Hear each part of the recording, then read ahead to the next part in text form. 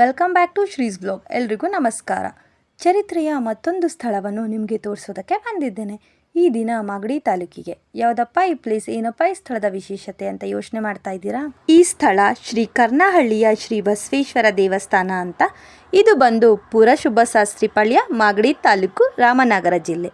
ಈ ದೇವಸ್ಥಾನದ ವಿಶೇಷತೆ ಮತ್ತು ಈ ದೇವಸ್ಥಾನ ಮೂಲವಾಗಿ ಇಲ್ಲೇ ಸ್ಥಾಪನೆಯಾಗಲು ಏನು ಕಾರಣ ಅಂತ ನಾನು ಹೇಳ್ತೀನಿ. ಇಲ್ಲಿ ಕಲ್ಲಿನಲ್ಲಿ ಇರುವಂತಹ ಒಂದು ನಂದಿ ದೇವಸ್ಥಾನ ಇದಾಗಿದೆ.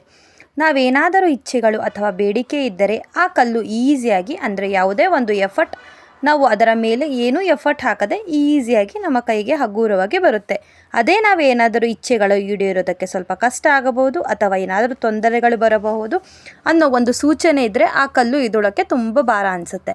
ಇಲ್ಲಿ ಸುಮಾರು ವರ್ಷಗಳಿಂದ ಇಲ್ಲಿ ಭಕ್ತಾದಿಗಳು ಸುಮಾರು ಸಂಖ್ಯೆಯಲ್ಲಿ ಹರಿದು ಬರುತ್ತಿದ್ದಾರೆ. ಹೆಚ್ಚಿನ ಮಾಹಿತಿಗಾಗಿ ಸಬ್ಸ್ಕ್ರೈಬ್ ಮಾಡಿ, ಲೈಕ್ ಮಾಡಿ, ಕಮೆಂಟ್ ಮಾಡಿ. Thank you.